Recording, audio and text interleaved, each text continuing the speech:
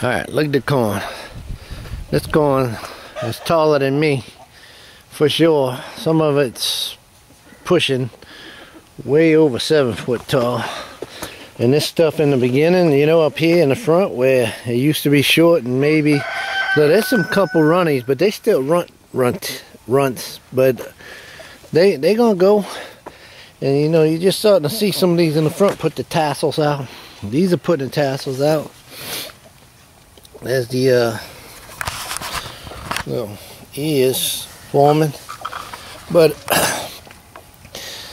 it's hard to get into there. I don't want to walk too deep into there. They had some showing their silks. Yesterday I know there's one over here. Yeah, there's some with silk over here. There's some ears coming out right there. So that's good. There's another one right here. And yeah, they just getting their silk. So yesterday on the 11th, today is the 12th of May. Yesterday was the first day that I saw the silks. They might have had some showing before that, but I say the 11th of May, and we're seeing silks on them. Now what we got here? Something eating the leaves. I don't know what that is. Some kind of... No, that's pollen. That's pollen. Coming off of this one right here. So, yeah, raining down the pollen. You know, I wonder what they... See how those two branches come off the bottom? I wonder if that's going to form corn stalks that form ears. I'm curious to see how that works. But there's going to be... I mean, there is a lot forming in here right now. For sure. Lots going on in the corn patch. This is truly exceptional in my book. I mean, even the front that's a little shorter that I wasn't expecting. Well, I knocked that little nothing over right there. That's all right though. So I wasn't sure this was going to do anything, but it sure enough did. So I was kind of gonna do another little talk today. Been watching a lot what's going on in our society and all of that. You see a lot of these videos. The videos that I've been watching with Yanasa Amma Ventures, that guy really knows how to do a good video. It's Y-A-N-A-S-A, in another word, A-M-A, and then Ventures, his YouTube channel. When he does, it's basically a documentary, what he does. He researches very well. And he does a documentary on like the food crises, the food shortages, the state of our, not really economy, but food industry. And he'll tackle meat, all the meat, and then he'll tackle the grains. He really knows his stuff. He really puts a lot into his videos. Very good watch. You should go watch his basically documentary. To me, I think it's a well-researched documentary that he puts out. Now, of course, there's some juggernauts in the field, like Christian from Ice Age Farmer and David Dubon from the Adapt 2030, and then of course I always like Danny. He has a real down to earth, like the way the common man on the street approaches it, with a good Christian value that I hold dear. That means a lot to me. Even if you don't hold a religious value to it, it still holds a message that things are changing and things are getting different. And one of the things that I'm gonna walk around and do a little tour while we're doing the little talk I'm saying. And I'm going to tell y'all some of the stuff I had done. I had picked all the onions. There was that one little bitty tiny one left, so I picked it and left it on the thing. We'll come back and pick it up later. Look at them green onions, how good they're doing. And some of them are actually walking. They actually splitting and making two. They did that. That's nice. And there's some more back there doing the same thing. And then I'm going to have some that go to seeds. That's all stuff that I got from the store. That's all stuff that I got from the store. You cut the roots off and put them in the ground. And look, you don't get nothing that big from the store. Nothing that pretty. And these are garlics that were left over in my refrigerator about a year old. And they grew into bulbs. And they getting bigger and bigger, and fatter and fatter. So they doing. There's another one right there. What I was saying about, you know, one of the things they talk about is our food shortages, our food prospects for the future. And a lot of people are not really worried. I'm not terribly worried, but I'm watching with a very wary eye on what's going on. I've been at this for a long time. I'm a novice in the farming area, but I've been watching and keeping track. The prepping has been something I've been doing for a long time. And I know that for a long time, people have been saying bad things are going to happen. And it never really almost seems to come to pass. You know, we go through little small patches here. But this one seems a little bit more likely that something negative can happen here. And if you listen to Ice Age Farmer and Yanasa, Alma Ventures, and Adapt 2030 and Deep South Homestead, you're gonna start to put the picture together that these guys really know something and they know what they're talking about as far as that. And I've been researching some of the things that they talk about, and one of them is, it's called Agenda 21 and Agenda 30. And you really have to go and do some big research on that to understand what that could potentially mean for the regular, common, everyday man, and what kind of outcomes that can have for our lives, our regular, everyday lives. And what it basically is that whether you not believe there's a deep state or an elite conspiracy against the regular man or something, aspects of it are happening. Aspects are coming to pass, and we're seeing it play out in real life. And one of the things that the Agenda 21 and Agenda 30, what they actually are, to put it in a short, the short version, is to congregate all the regular people, and trust me, if you're listening to this video, you the regular people, into one area so that we quit utilizing the resources that the rich, the deep state, the elite think that they deserve. So the outcome of it is to put us into compact areas.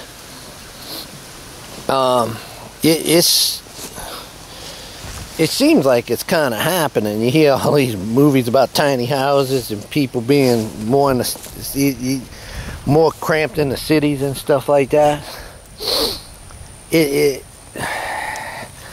Anyway, what it's going to mean is that they will put us in a place where they want to have us. And you can say for whatever reason, but it's basically so that the resources are not being depleted against those who have money. And you're going to tell me, well, what do you mean? What proof do you have? Well, I do have some proof that it's actually happening. it's circumstantial, and it means that you might have to get there. And the reason I got there is over time I've been looking at this stuff, so I kind of know what's been going on. But I was this weekend, we were doing a work day up on I-40 with my cousin was there, and he's pretty adept at what's going on. And he didn't even, it took me a little while to explain it to him, and when he got it, he said, "Whoa, I see what you are saying." And I guess what the title of this is probably going to be, I thought about it, it's more going to be land shortage equals food shortage equals they own everything equals they live equals you die. And that might be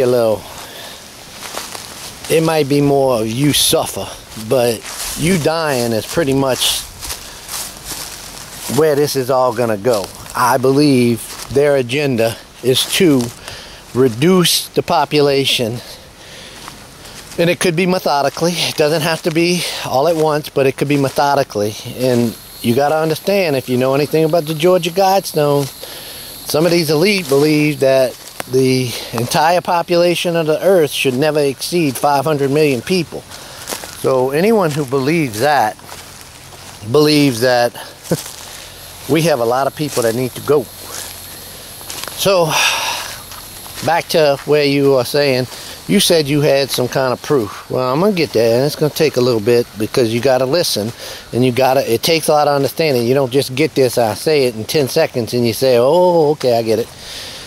But let's just talk about what's going on in our economy because of this virus. Now, what your beliefs on this virus are and what my beliefs are is neither here nor there, but what's happening with it is what is ultimately gonna be part of why what's happening is happening.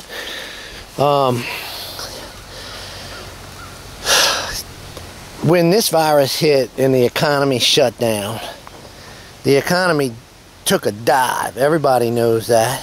And the way this economy was, in the eyes of the politicians, saved or to be saved, was essentially to prop up the stock market in a way, or also to give stimuluses.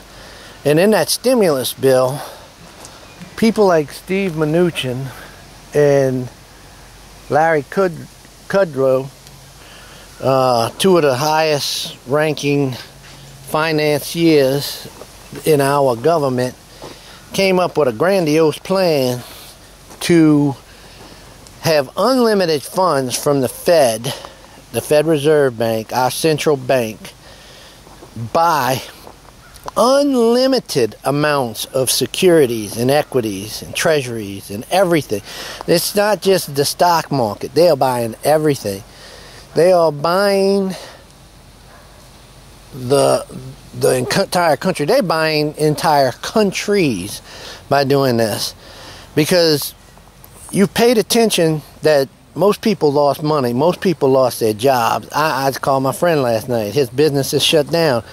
I talked to different people who are going through hard times, and they don't have expendable cash. They cutting back right now.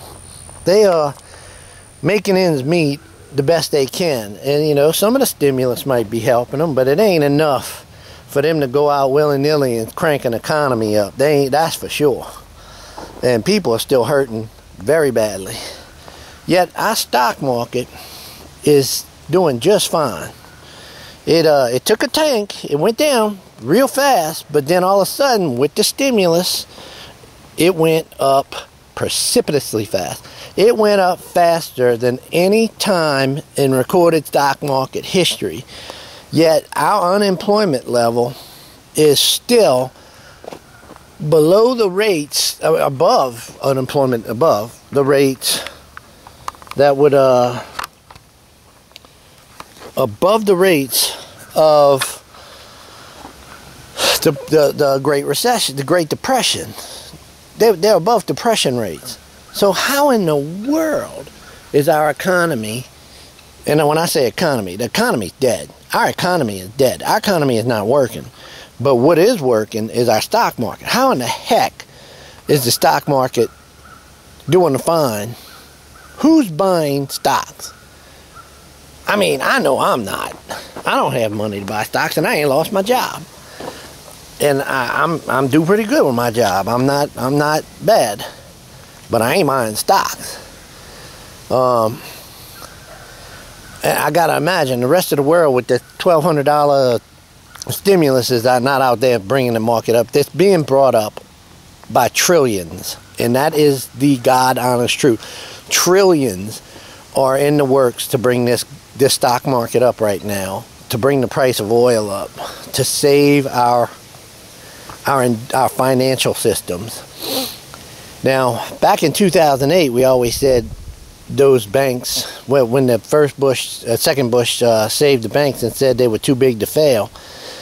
Basically, what they're saying now is all the biggest industries in the world, the airliners, the financials, the banks, the cruise ships, they're all too big to fail. So we got to save them all. They're not saving you, but they're saving those big industries, and they're keeping that stock market propped up. And what the Federal Reserve, and the way they're doing it, is by printing money through the Federal Reserve. The Federal Reserve is a bank run by private financiers that we don't even know who it is. We don't even know who the stockholders are in it. But we do know it's not a federal institution. It is just has a name, the Federal Reserve. It is a privately owned bank. It's like any other bank that's privately owned. So they can buy whatever they want, because guess what? They make the money. They print our currency. Out of thin air, they can make it up in a digital world.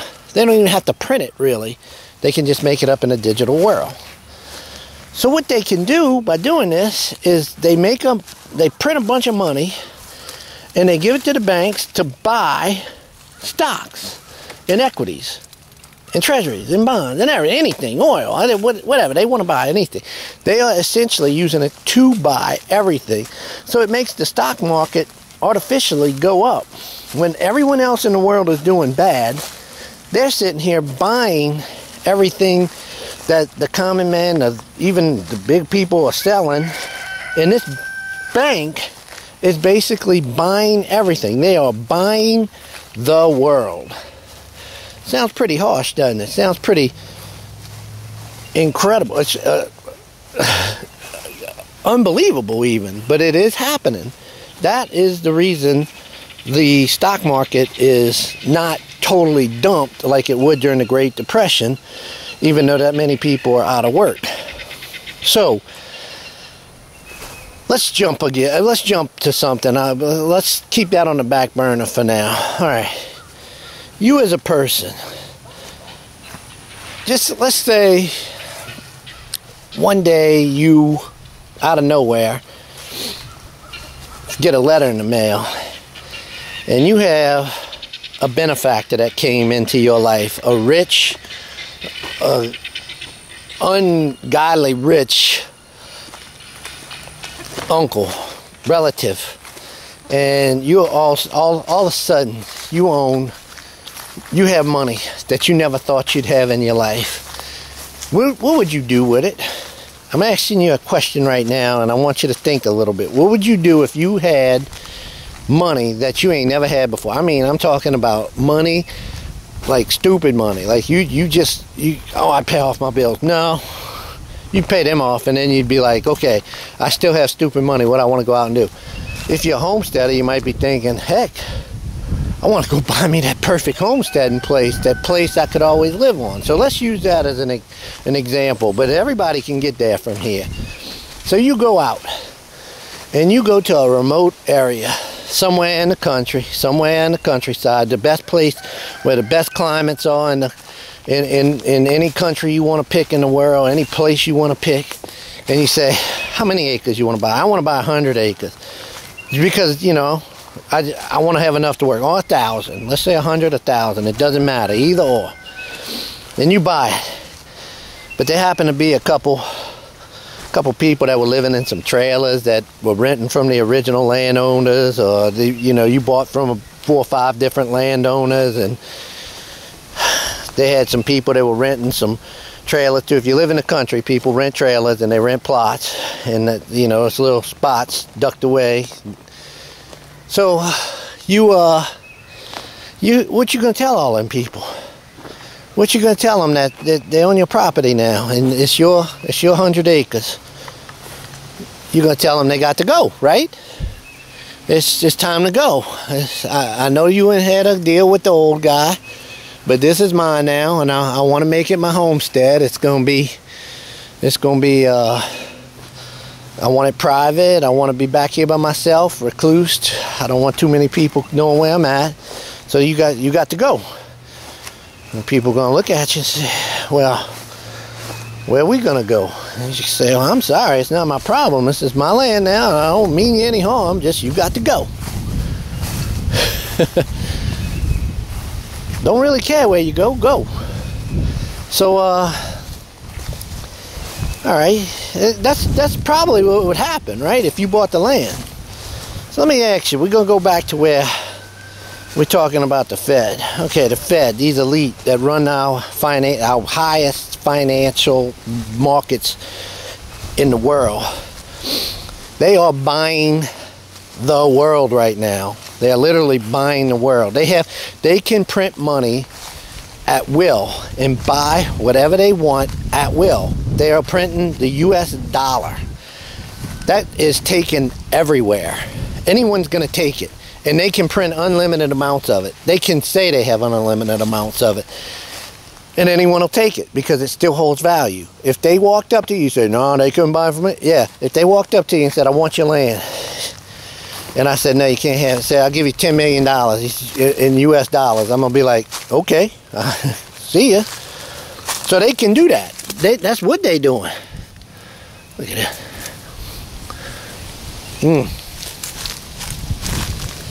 Oh,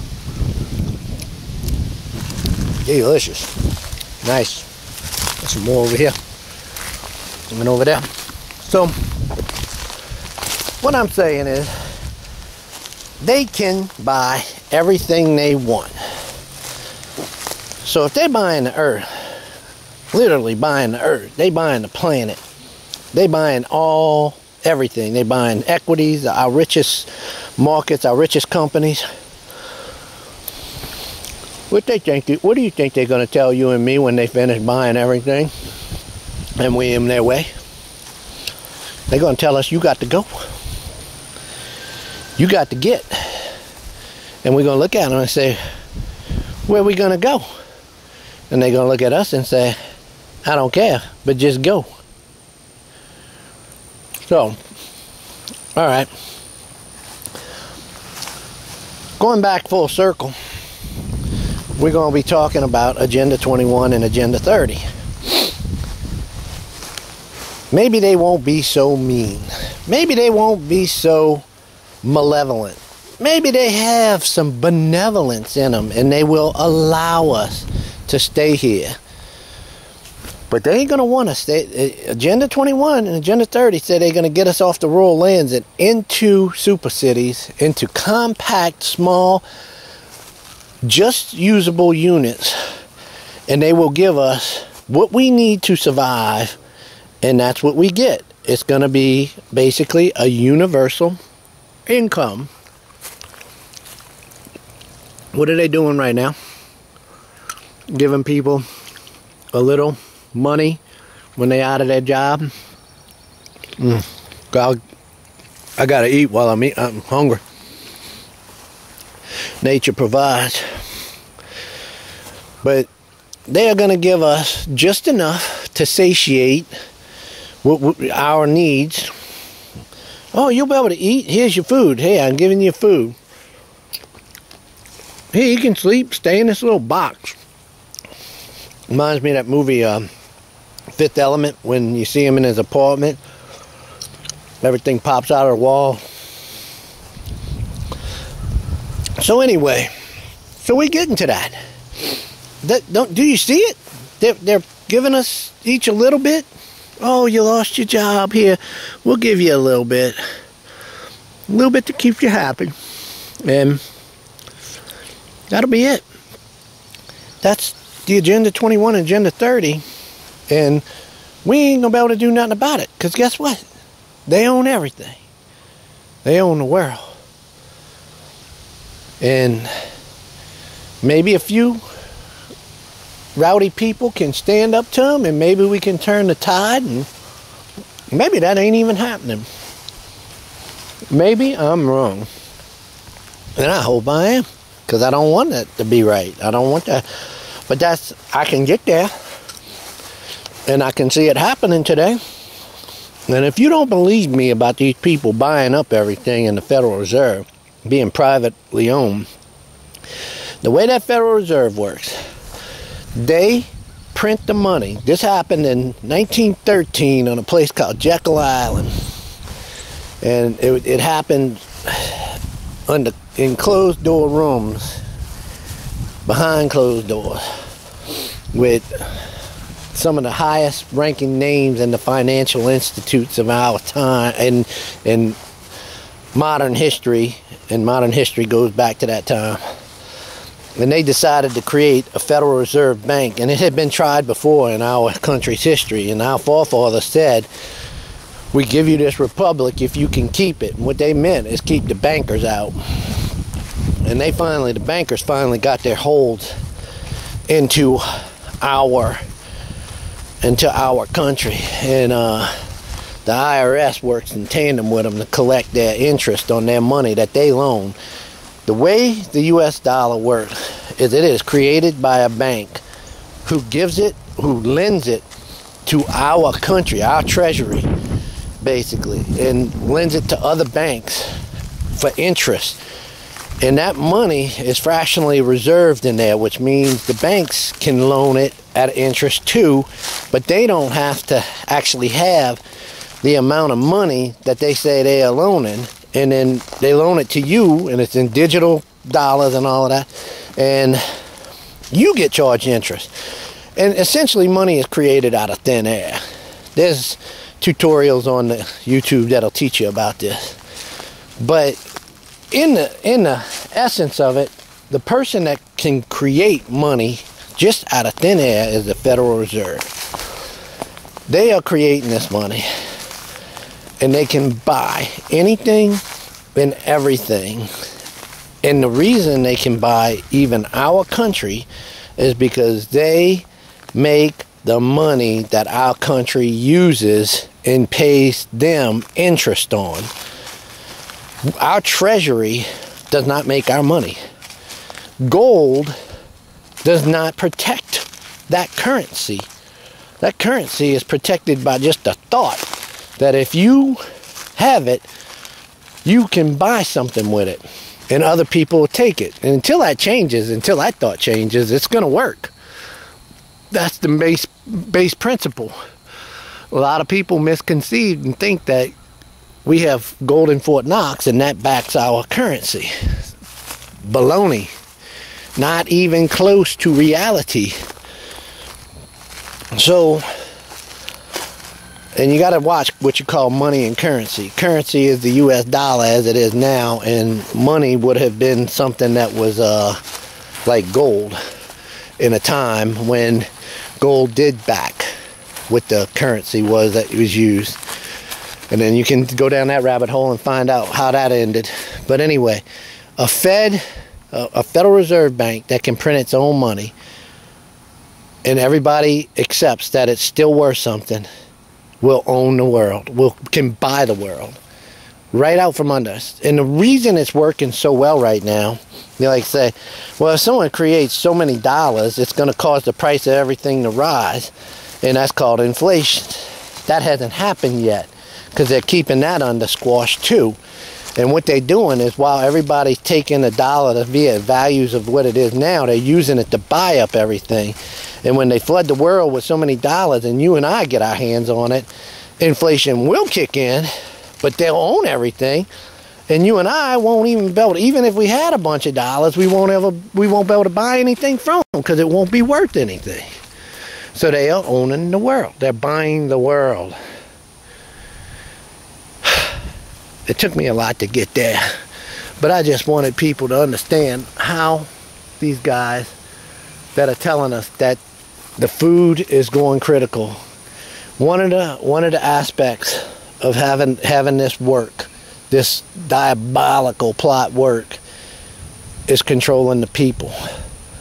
And the way you control the people, tell me if you ever heard this. Let me control the oil and I control the nation. But if you let me control the food, I control the people. Look that up. A little man named Kissinger said that. Do you think that's true? I do. I think that's very true. See them squirrels getting in my apple? I got something in play. They ate 3 of them the other day. I picked them up off the ground and I ate them, but they knocked them down. That's still a beautiful tree. Still a lot of apples in it. They took 3 of them, but they're starting to get nice. About ready to pick. The ones I ate the other day were very good, very delicious. Look at those apples. That's just beautiful. They ate almost every apple out of the tree. I got 1 left in there. I knew I had at least 9. So, you control the food. You control the people. Does it sound like a little bit? Well, the deer's been up in here. That's for sure.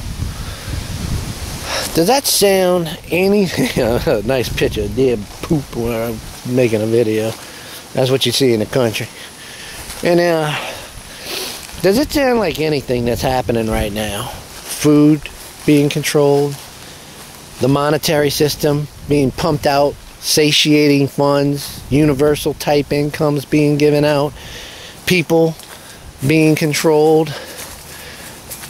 Does it sound a little bit like anything that's happening? I mean, it does. It appears to be happening in front of our face like that. You can also say it was strategically timed with things that other people talk about, like the grand solar minimum, because food is about to become critical, and the elites that only want a certain amount of people in the world are thinking real hard now. It's getting real. Clock's ticking down. Food's going to become a little bit more precious. We need to get these people under control. People eat too much. People use too much.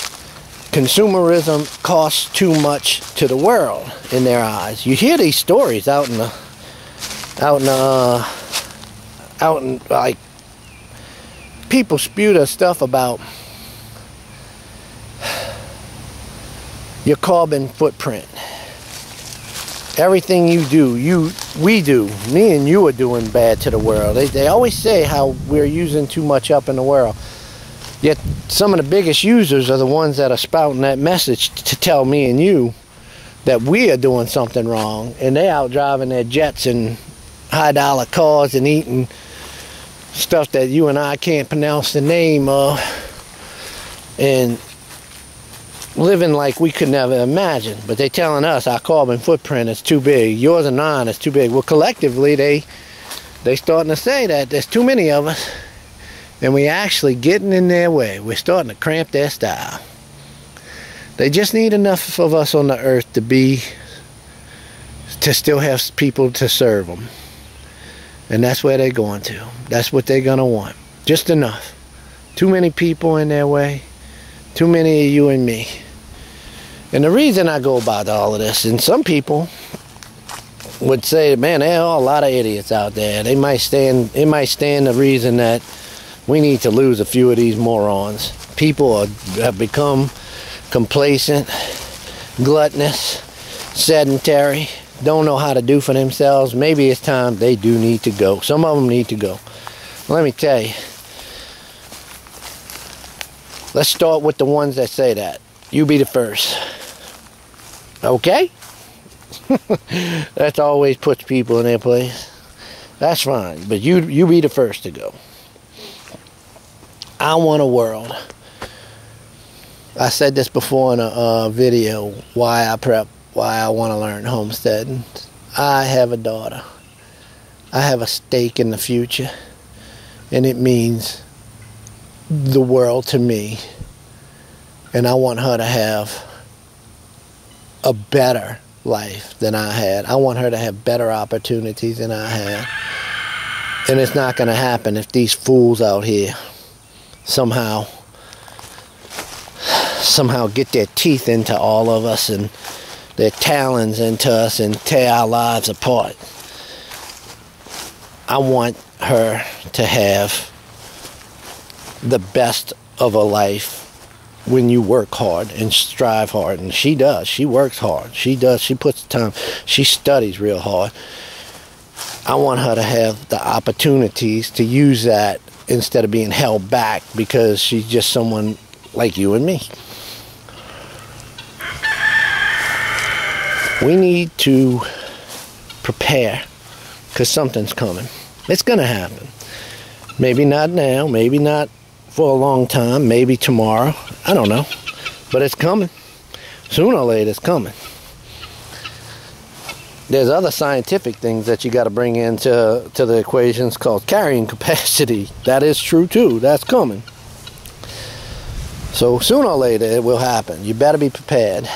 Those who prepare, those who can grow their own food, those who can take care of their own, those who learn how to do things from start to finish on their own without having a middleman have to come in and do the repair or the grow or this for them. Those are going to be the ones that survive. Scratch that. Those are going to be the ones that have a better chance at survival. There's no guarantees in this world. Someone bigger and badder can come along and take everything away. That's no doubt. They can always come and take something away if they got more than you have and they're better means to do it. Anyway, well, that was a long tirade, a long speech, but it was something I've been wanting to get off my chest and talk to y'all about, and see if anybody has any thoughts or comments on this. I hope this is recording still, but if you have any thoughts or comments on this, or there's people out there that are a lot smarter than me, but I've been looking at this for a while and I can get to where I got because I've learned a little bit and researched a lot of, not researched, but just kept up with what's going on. And I watched educational videos on the way this world is working and how we got to this point. If you have any insight, let me know. I'd love to be proven wrong on a lot of this stuff.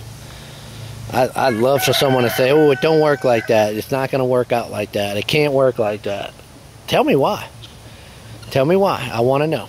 I do. I want to feel safe. Don't we all? Anyway, y'all take care. Thanks for watching. And if we work together, I think if we come together as a people, we can stop these suckers from doing this if that's what they're trying to do. I think we can hold them off. Because collectively, good people are a lot stronger than those, a lot of good people are a lot stronger than a few bad. Alright, I'll talk to y'all later. Bye. Getting back, when you think, wait, you said about there's land shortage equals food shortage What did you mean, land shortage? I mean, that's retarded. There ain't no land shortage. They always have land. That land is there. Now, what I mean by that, have you noticed how hard it is to acquire acreage in meaningful amounts? I remember back when I was young, you can go out if you had a little good nest egg and buy 100, 200, 300 acres of land for, $100, $200. It's almost near impossible to get your hands on acreage that you can farm in any meaningful way anymore in an area where you can do it. I'm fortunate. I have this 6 acres here, right under. It's right around there, and we got the 40 that's in the family. Now my dad bought that in 2000, and we could do stuff on there, but that's land that's just for our recreation right now. But it could turn into land for meaningful harvest one day. It does meaningful harvest right now because that's where we get our wild game from. And I can get wild game from here, but they got people that walk up and down the street. This is more of a rural residential area. They got people that walk, so if they saw me walking around with a gun around here, it'd probably make them a little uneasy. And some people even told me, you're not supposed to shoot a gun around here. Well, I can do whatever I want on my own property, and there ain't no restrictions or guidelines over here that says I can't. But I don't want to do anything that would be ill-begotten by my neighbors. I have had to shoot a gun on this property before. See that thing jumping over there? I'm about sick of those things. I was trying to be nice to them, but they eat my apples, they eat my persimmons, squirrel. And I like eating squirrels. So I might start taking a few of those out. But I don't want to get into bad graces of my neighbors. If I have to, I will fire a gun. And I have taken out some pests on this property. Numerous times, actually. But land shortage, from what I'm talking about, land shortage is the inability to acquire land in amounts that would be able to be farmed by you as a homesteader now, that you would become that and create your own food. So you can buy land, but it's hardly in the amounts that would just, now you see these people on their half acre provide this much food, yeah, but that's a rarity, and most people wouldn't be able to even come close to that kind of sustainability. And if you have acreage, I'm talking about, this acreage provides me, if I needed wood to heat my house, because I got a fireplace and a wood burning stove in there, I could heat it with the wood just from on this property. I got enough wood on this property to heat me for the next 100 years if I need so be. And then I got more wood than this too. I got enough area to plant crops in the amounts that will, just this amount of corn should last me at least a year, I'm thinking. And I'm going to plant more than this at a time. I'm going to open up that whole area over there to crops. I'm learning how to grow certain crops. You have to be able to grow crops in such a meaningful amount that you can grow your own food. You need more acreage, and that is almost impossible for the common person to get their hands on these days. And I came out here with the knowledge and the desire to farm. Most people don't even have either one of those. I knew how to farm because I knew how to garden because I grew gardens at my other house, hand-tooled gardens, and I grew a lot of food in those gardens. That small garden. But this is different, growing on these levels, on these kind of scales. People would lose their mind. And then there's something I didn't even tell you about. You have to commercial fertilize right now. There might come a time when you can't get that. So you better stockpile that in your preps too. You better be thinking 5 chess moves ahead of the game on this. And I try to think way ahead of the game. I have what I need to sustain me and my family, me and mine, for quite a few years. If I had to grow our own food, I think I could do it.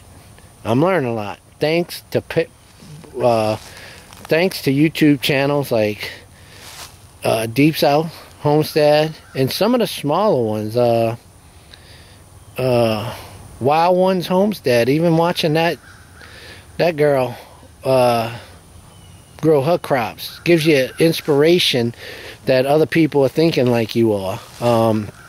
Perimeter permaculture, small guy and his wife growing, building on their land. You know, they ain't substantial, but you know, you watch people like that and they're learning and getting their way and doing tinctures and herbal tinctures and creative medicines, alternative holistic medicines. I like that. Everybody, I'm getting stuff from all kinds of channels.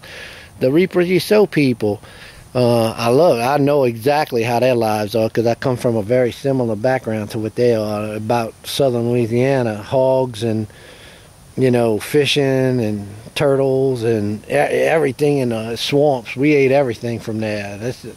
We left that behind. That life is pretty much gone for me. I might visit it every now and then, but that's pretty much gone. But you learn. I mean, they're building of a greenhouse. They're making ends meet with stuff. Their sense of family, stuff like that. Creativity with their animals. The rabbit colony, which I'm not interested in raising rabbits at this point in time. We did that when I was younger. I personally don't really care for rabbits. You know, they're alright, but I find squirrel much tastier, and I got a lot more of them readily available. Acreage. You need to have land to sustain yourself. It all goes back to, if I got stuck onto this piece of ground right here, how long can I make it without leaving? If I didn't have anything prepped and saved away, probably not a week. But with preps and storage and living a homestead lifestyle now and working up to it, years and years, indefinitely, I could stay. Indefinitely. You'd be like, oh, if the Armageddon's coming, people are going to come. People ain't going to find me out. It's going to take them forever to get out here. And the neighbors out here, they all going to come together and we'll form our community and all of that kind of stuff, and we'll be just fine. The hordes of the city will never make it this far. They'll have to go through a lot of other unruly, unwelcoming customers before they get to me here. I'm way back off the main drags. Anyway, that's what I mean by there will be a land shortage, an inability or an inaccessibility to land. All right. There's one more thing I wanted to say before I cut this video off, and I know y'all probably like, oh, you just said you were leaving.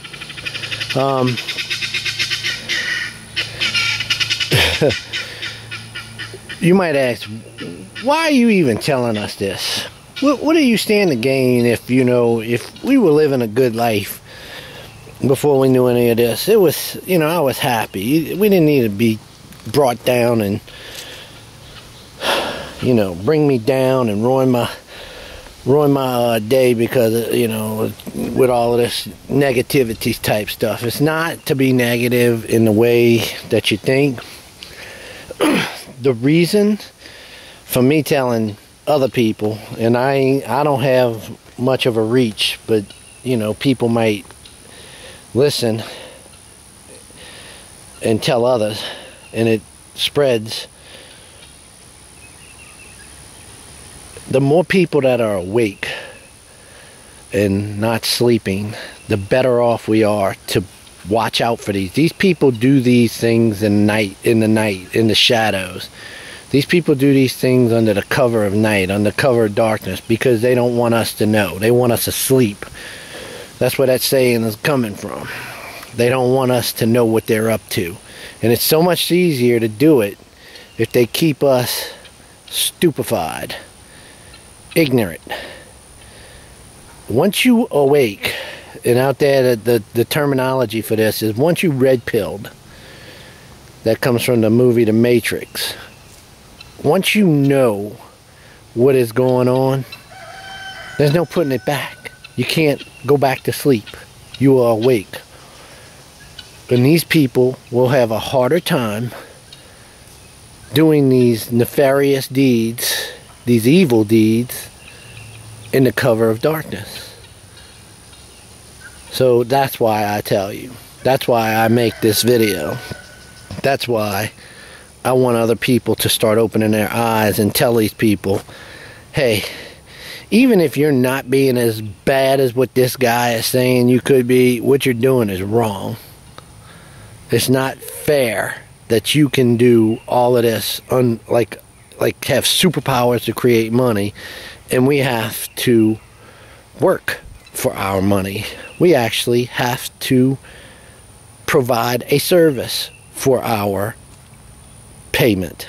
You could just create what you want. And these people live in a world we can never even fathom. So anyway, that's why I tell this video. That's why I make this video. I thought of that on my way to the garden. So anyway, y'all take care. I hope y'all do all right. And this is the end of this video. Y'all take care. Bye.